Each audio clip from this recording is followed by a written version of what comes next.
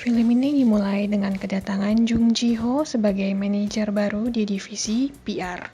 Sebelumnya ia bekerja di divisi bisnis pada perusahaan yang sama. Jung Ji-ho adalah seorang karyawan dengan citra yang baik, ramah, dan mudah bergaul.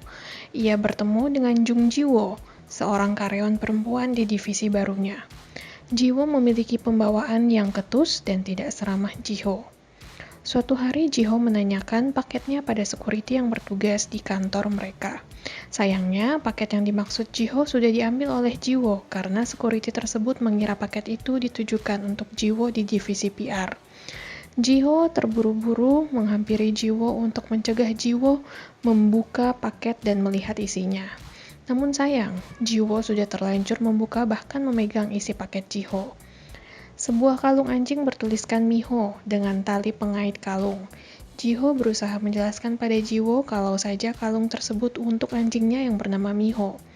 Penjelasan Ji-ho ternyata tidak membuat dirinya lega hingga akhirnya dia mengakui jati dirinya kepada Ji-wo.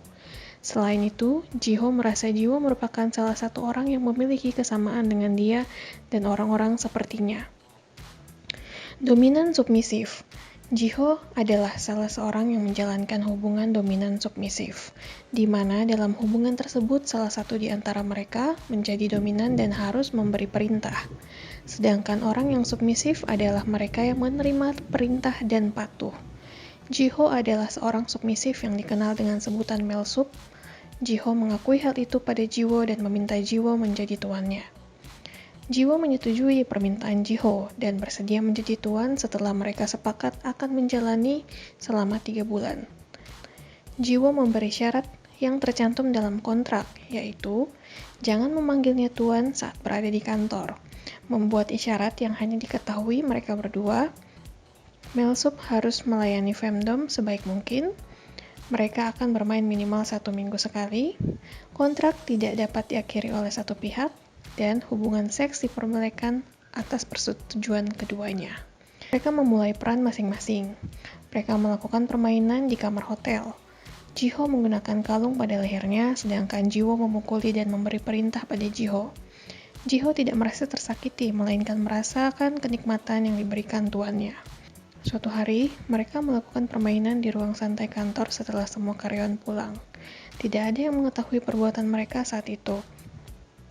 Mereka pun terus melakukan permainan hingga akhirnya Ji-ho mengakui perasaannya pada Ji-ho. Sayang sekali, Ji-ho menolak perasaan itu karena dia masih trauma dianggap mesum oleh mantan pacarnya, sehingga dia benar-benar hanya ingin bermain sesuai perannya.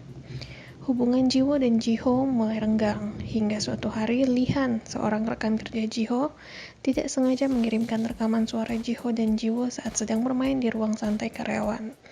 Ia menemukan rekaman itu dari pulpen yang memiliki alat perekam yang tidak sengaja tertinggal di ruangan tersebut. Bencana pun datang karena rekaman tersebut tak sengaja pula terkirim di grup email kantor atas kecerobohan Lee-han. Ji-ho dan Ji-wo menjadi pusat perhatian seluruh karyawan kantor yang tidak menyangka perbuatan mereka. Mereka dipanggil oleh komite disipliner untuk dimintai pertanggungjawaban. Hal yang tak diduga terjadi.